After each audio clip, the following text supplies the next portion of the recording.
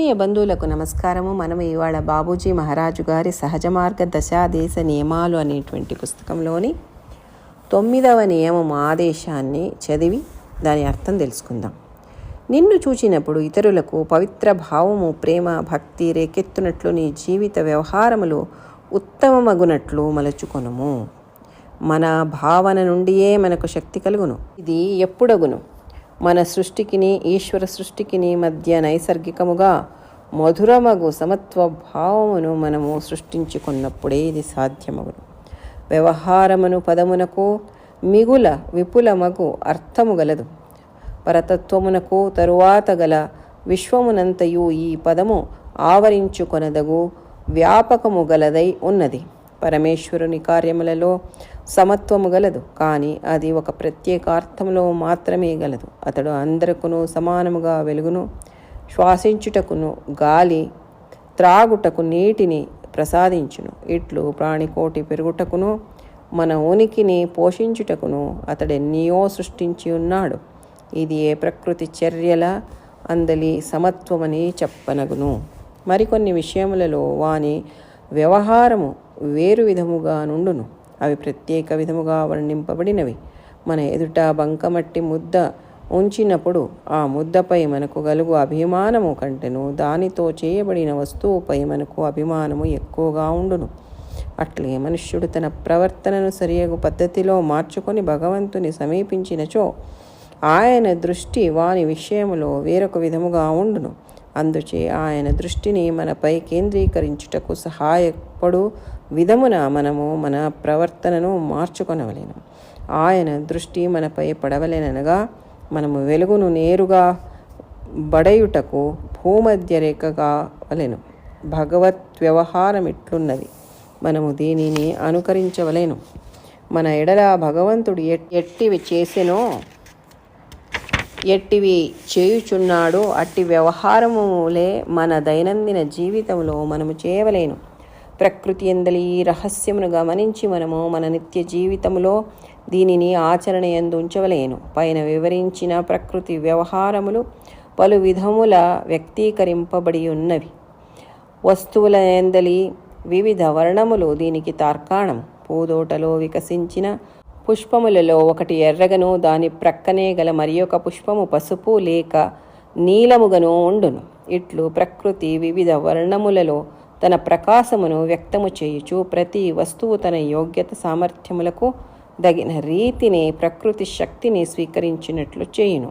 అనగా ప్రకృతి వాని విషయములో ప్రత్యేక పద్ధతిలో వ్యవహరించును. ఈ విషయము దృష్టిలో ఉంచుకొని మనము ఇతరుల యొక్క అవసరములకు, హక్కులకు అనుగుణముగా మన వ్యవహారములను చక్కబరుచుకొని వానిని ప్రకృతి వ్యవహారములతో తాదాత్మ్యముగా ఉండునట్లు చూచుకొనవలెను. ఈ చర్య దాని ఫలితమునకు నూతనమగు శక్తినిచ్చును. ఇందుచే ప్రజలు మనచే ఆకర్షింపబడుదురు. ఈ వస్తువు సరిగా సమకూర్చినచో మరియు దీని అందలి భాగము ఇతరులకు నిశ్చగించినచో వారి ఆకర్షణ స్వయముగా మీ వైపు వాలును. ఈ ఆకర్షణమునే ప్రీతి ఎందురు.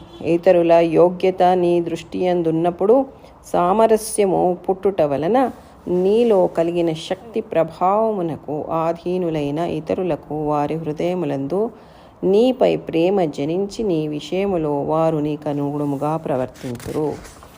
ఇక్కడ బాబూజీ గారు ఈ నియమాన్ని ఇచ్చినారు కదా. ఈ నియమాన్ని ఏమన్నా మనం పాలించినట్లయితే జీవితంలోని 90% సమస్యలన్నీ పరిష్కారం అయిపోయినట్టే.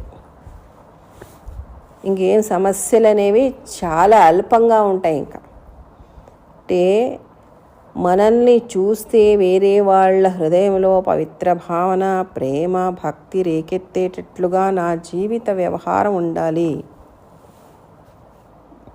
అటువంటి ఉత్తమమైనటువంటి జీవిత వ్యవహారాన్ని మనము మలుచుకోవాలి అని చెప్తున్నారు.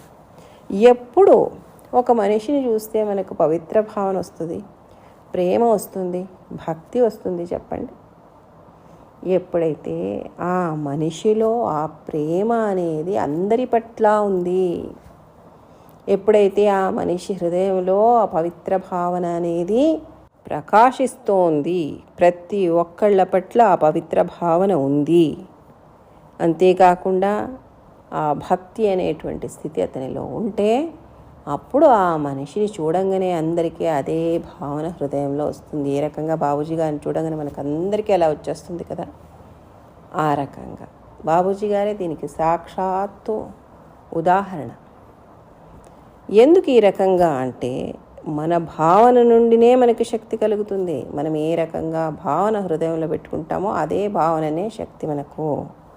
ఇది ఎప్పుడునో మనం తెలుసుకోవలసినటువంటి విషయం. కాకపోతే ఈ రకంగా ఎప్పుడవుతుంది అంటే మన సృష్టికి ఈశ్వరుని సృష్టికి మధ్య నైసర్గికంగా మధురమైనటువంటి సమత్వభావము మన హృదయంలో సృష్టించుకున్నప్పుడు ఇది సాధ్యమవుతుంది.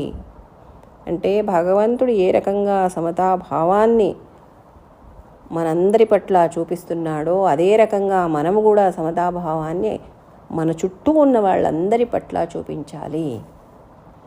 ఈ వ్యవహారం అనేటువంటి పదం ఏముంది కదా, దీని చాలా పెద్ద విశాలమైనటువంటి అర్థం ఉంది దీనికి. పరతత్వానికి తర్వాత గల ఒక పరిధి ఏముంది కదా, అదే వ్యవహారం అన్నమాట. అది విశ్వాన్నంతాను ఆవరించినటువంటిది.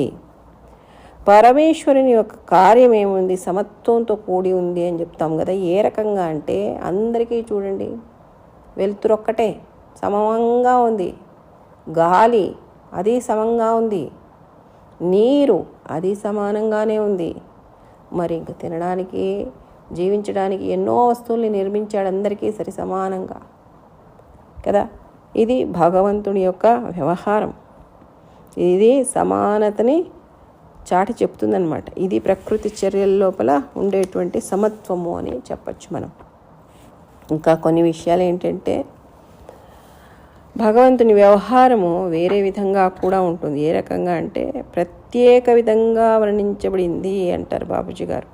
మన ఎదుట ఒక బంకమట్టి తీసుకున్నాం అనుకోండి, ఇంకా అదే బంకమట్టితో ఇంకొక వస్తువును కూడా చేసాం, ఒక చక్కటి బొమ్మను చేసామనుకోండి. ఇటుపక్క బంకమన్ను ఉంది, ఇక్కడ చక్కటి బొమ్మ ఉంది. మన దృష్టి ఎటుపక్క పోతుంది, ఆ బొమ్మ పట్లనే పోతుంది. బంకమట్టిని ఎవరు చూడరు. కాకపోతే ఆ బొమ్మ దేని నుంచి వచ్చింది, అదే బంకమట్టి నుంచే వచ్చింది. కానీ అది బొమ్మగా రూపుదిద్దుకుంది, అందంగా ఉంది, చూడడానికి ఆకర్షణీయంగా ఉంది. ఆ రకంగా మనల్ని మనము మలుచుకోవాలి. ఆ భగవంతుని దర్బారులో పోయి మనల్ని మనము అతని ఎదురు ప్రస్తుతపరుచుకొని అతన్ని మన పట్ల ఆకర్షితుడయ్యేట్లుగా చేసుకోవాలన్నమాట. ఆ రకంగా మనల్ని మనము రూపుదిద్దుకోవాలి అని చెప్తున్నారు బాబూజీ గారు.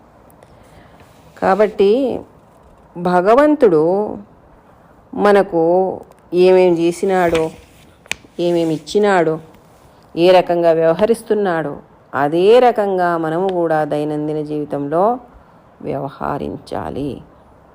ప్రకృతి లోపల ఒక రహస్యం ఏముంది అంటే నిత్య జీవితంలో మనం చూస్తూ ఉంటాం ప్రకృతి యొక్క నియమాన్ని. ఏంటి, ప్రకృతి లోపల ఎన్నో రకాలైనటువంటి వస్తువులు ఉన్నాయి. ఉదాహరణకు ఇప్పుడు మనం ఒక తోటకి వెళ్ళామనుకోండి, అక్కడ రకరకాల పూలు ఉన్నాయి. ఒకటి ఎర్ర పూలు ఉంటే, ఒకటి పసుపు ఉంది, ఒకటి నీలం రంగు ఉంది, ఇంకోటి ఇంకేదో రంగు ఉంది. రకరకాలు ఉన్నాయి. అన్ని పూలే, అన్ని భగవంతుడి సృష్టి. కాకపోతే దాని దాని యోగ్యత అనుసారం దానికి ఒక రంగు వచ్చింది, దానికి ఒక రూపం వచ్చింది, దానికి ఒక వ్యవహారం ఉంది, దానికి ఒక స్థోమత ఉంది. కాబట్టి ఇక్కడ భగవంతుడి వ్యవహారం ఏమి అని మనము ఆలోచించాలి అంటే అన్నీ భిన్నమైనటువంటిదే. కాకపోతే అక్కడ కూడా సామరస్యం ఉంది, ఏకత్వం ఉంది. ఇది మనం తెలుసుకోవాల్సినటువంటి విషయం. ఇప్పుడు చూడండి, ఒక గులాబీ రంగు ఎర్ర గులాబీ తీసుకున్నామంటే ఇంకో ఎర్ర గులాబీ చూస్తే దానికి అప్పుడే తేడా ఉంది. అంతెందుకు, ఆ గులాబీలోనే మనము ఒక రేకుని ఇలా చేసుకుని ఇంకో రేకుని చూడండి, అప్పుడే రంగు వేరే ఉంటుంది. అలాగే మనుషులలో కూడా అందరూ భిన్నమైనటువంటి వాళ్ళే. వాళ్ళ ఒక యోగ్యతకు తగ్గట్టుగా భగవంతుడు వాళ్ళని రచించినాడు, వాళ్ళకు ఒక స్థానాన్ని ఇచ్చినాడు. కాబట్టి మనము ప్రతి ఒక్కళ్ళతోనూ ఒక సమతాభావముతో వ్యవహరిస్తే, ఎందుకంటే అంతా భగవంతుడి సృష్టి, వాళ్ళ స్థానానికి వాళ్ళకి ఇవ్వవలసినటువంటి గౌరవం మనము ఇస్తూ ఆ పవిత్ర భావనతో ప్రతి ఒక్కళ్ళతో మనము మెలుగుతూ పోయామంటే, ప్రేమతో వ్యవహరిస్తూ పోయామంటే, అప్పుడు ఎదుటి వాళ్ళల్లో కూడా అదే భావన మన పట్ల కలుగుతుంది. ఉత్తుని నేను ఏదో నాటకంగా చేస్తే కూడా అది పని చేయదు. అంతేకాకుండా నేను అందరినీ పేర్లు పెడుతుంటాను, తప్పులు కనిపెడుతుంటాను, ఏదో ఒకటి అంటూ ఉంటాను, అందరు నాకు గౌరవం ఇవ్వండి అంటే అది సాధ్యమే లేదు. కాబట్టి ఇక్కడ ముఖ్యంగా తెలుసుకోవాల్సింది ఏమంటే, అది మనలో ఆ భావన అనేది కలిగి నలుగురి పట్ల మనం ఆ రకంగా ప్రవర్తిస్తేనే వాళ్ళల్లో కూడా ఆ భావన మన పట్ల రేకెత్తుతుంది. కాబట్టి బాబూజీ గారు ఏం చెప్పారంటే, మనలో కలిగినటువంటి శక్తి ప్రభావానికి ఆధీనులైనటువంటి ఇతరులు కూడా వాళ్ళ హృదయంలోన మన పట్ల ప్రేమ అనేది పుట్టి మన ఒక విషయంలో వాళ్ళు అంతే ఆదరంతో వ్యవహరిస్తారన్నమాట. దీనికి నాకు మొన్నటికి కొన్ని రోజులు వెనకల ఒక ఆలోచన వచ్చిందన్నమాట. ఆ ఆలోచన, ఈ విషయం ఇప్పుడు చదువుతుంటే నాకు ఆలోచన మరీ ఇంకొకసారి తట్టిందన్నమాట. ఏంటి అంటే, నాకు ఒక వృక్షం అనే ఒక ఆలోచన వచ్చింది. ఆ వృక్షం అనగానే ఆ చిత్రము ఏముంది కదా వృక్షంది, మరి దానిలో ఉండేటువంటి సూక్ష్మమైనటువంటి అన్నీ ఒక అంశాలు గుర్తొచ్చినాయి నాకు. అన్ని కంటికి ఒక చిత్రంలాగా అంతా కనిపించిందన్నమాట. అప్పుడు నాకు అనిపించింది, ఆ వృక్షంలో ఎన్నో ఆకులు ఉన్నాయి, కానీ ఒక్కటికి ఒక్కటి సమం కాదు, ఒకటికొకటి వేరే వేరే. అన్నీ పచ్చగానే ఉంటాయి, కానీ ఆ పచ్చదనంలోనూ వేరే ఉంది, ఆ ఆకారంలో వేరే ఉంది, అంతా వేరే ఉంది. కానీ అన్ని ఆకులు నిండుకునే ఆ వృక్షం ఎంత పచ్చగా ఎంత చక్కగా కనిపిస్తుందో. మరి ఇంకైతే దానికి రెమ్మలున్నాయి, కొమ్మలున్నాయి, కానీ ఒక్కటి నేరుగా లేవు, అన్నీ సొట్టసొట్టగా ఉన్నాయి, అటు ఇటు తిరుక్కున్నాయి. కానీ ఆ వృక్షానికి అవి ఎంత అందాన్ని ఇస్తున్నాయి. అలాగే ఆ వృక్షం యొక్క కాండ అది తీసుకోండి, ఎంత మొరుటుగా ఉంది. అసలు అక్కడెక్కడ నున్నగా కానీ బాగా చక్కగా కానీ ఉండేటువంటిది ఏమీ లేదు, అక్కడంతా మొరుటుగా ఉంది అది కాండ, కానీ ఎంత శోభనిస్తుంది అది. ఇంతేకాదు, ఇంకా ఆ వృక్షం లోపల రకరకాలైనటువంటి పక్షులు వచ్చి నివాసం చేస్తున్నాయి. చిన్న చిన్న పక్షులు ఉండొచ్చు, పెద్ద పెద్దవి ఉండొచ్చు, పాములు ఉన్నాయి, విష జంతువులు, అంతేకాకుండా చీమలు ఉన్నాయి, చిన్న చిన్న దోమలు లాంటివి ఉన్నాయి, ఏవో క్రిములు ఉన్నాయి, కీటాలు ఉన్నాయి, నానా రకాలన్నీ వచ్చి నివాసం చేస్తున్నాయి అక్కడ చక్కగా. ఎందుకలా నివాసం చేస్తున్నాయి? అక్కడ వాటికి స్వతంత్రం ఉంది, అక్కడ వాటికే ఆ ప్రకృతి ఏమి నియమించబడింది కదా, ఆ ఒక ప్రకృతి ఒడిలో అవి జీవిస్తున్నాయి అవి. అంతేకాకుండా అంతెందుకు తీసుకోండి, ప్రాణులు, ఆవులు ఎండలో వచ్చినట్టు సేదతీర్చుకోవడానికి ఆ చెట్టు నీడలో ఆగుతాయి. మనుషులు కూడా ఆగుతారు. అంతేకాదు, వాటి కొమ్మల్ని రెమ్మల్ని నరికి వాటిని పొయ్యిలో పెట్టుకోవడమో, ఇంకోటో ఇల్లు కట్టించుకోవడమో, వాకిలు చేయించుకోవడం, ఇలాంటివన్నీ చేస్తాడు మనిషి. తనకి ఏ రకంగా కావాలో ఆ రకంగా ఉపయోగిస్తాడు. పళ్ళు పీక్కుని తింటాడు, పూలుంటే పూలు పీకేస్తాడు, అన్ని రకంగా తనకి ఏమి కావాలి అవసరం అంతా, ఆవశ్యకత అంతా వృక్షంతో తీర్చుకుంటాడనమాట. కానీ చూడండి, ఇన్ని పలు రకాలైనటువంటి ప్రాణిజాలం వచ్చి నివసిస్తోంది, దాని ఒక ఆశ్రయానికి వస్తోంది, దాని నుంచి అన్నీ తీసుకుంటోంది. వృక్షం ఎలా ఉంది? గంభీరంగా ఉంది, స్థిరంగా ఉంది, అచలంగా ఉంది దాని స్థితి. నాకు తక్షణము బాబూజీ గారు గుర్తొచ్చారు. ఏంటంటే, బాబూజీ గారు అలాగే కదా మన బాబూజీ గారు. ఎంతమంది వచ్చి వెళ్ళేవారు. వాళ్ళ ఒక సాంసారిక జీవితమే తీసుకోండి, వాళ్ళ బంధుబలగాలే తీసుకోండి, ఇంకా అభ్యాసి బంధువులన్నా తీసుకోండి, అందరూ రకరకాలు. అందరూ ఏంటి బాబూజీ గారిని పొందాలి, భగవంతుని పొందాలని వచ్చేవాళ్ళ? లేదు, చూసిపోదాం, ఏదో ముసలోడు ఏదో చెప్తున్నాడు కాసేపు వినిపోదామని కొందరు వస్తే, కొందరు నలుగురు వస్తున్నారు వాళ్ళతో పాటు నాకు కూడా టైం పాస్ అవుతుందని కొందరు వస్తే, కొందరు వచ్చి కొన్ని రోజులు ఆయనతో పాటు ఉండి ఇదేంది విసుగు, ఏంది లేదు అసలు ఇక్కడ చెప్పగా ఉంది, వెళ్ళిపోదాం లేనని వెళ్ళిపోయిన వాళ్ళు ఉన్నారు, మరీ గుర్తు తెచ్చుకుని మళ్ళీ వాపసు వచ్చిన వాళ్ళు ఉన్నారు.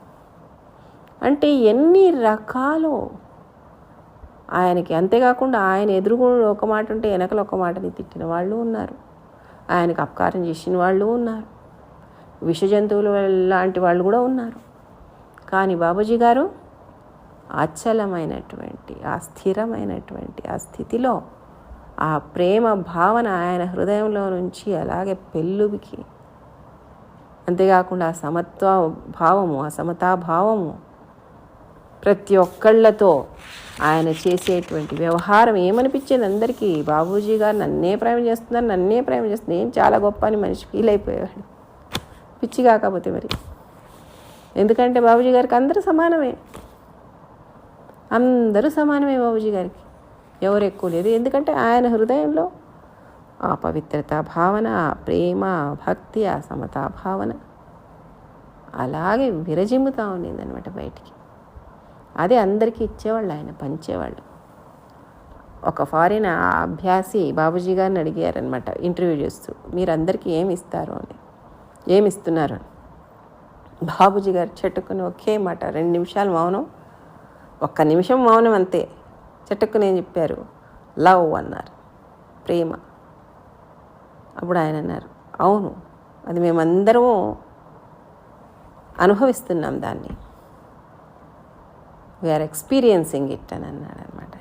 అంటే ఆ ప్రేమను అందరికీ పంచుతున్నారు బాబూజీ గారు. కాబట్టే బాబూజీ గారు అంటే మనందరి హృదయంలో ఆ ప్రేమ అనేది ఉంది.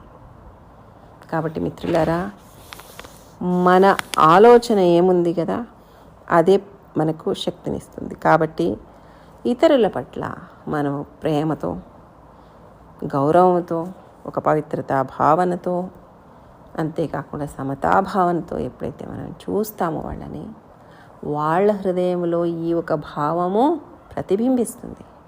ఆ తర్వాత ఏమవుతుంది, మన పట్ల అదే భావం వాళ్ళ హృదయంలోకి వస్తుంది. ఈ రకంగా మనము సాధన చేయాలి.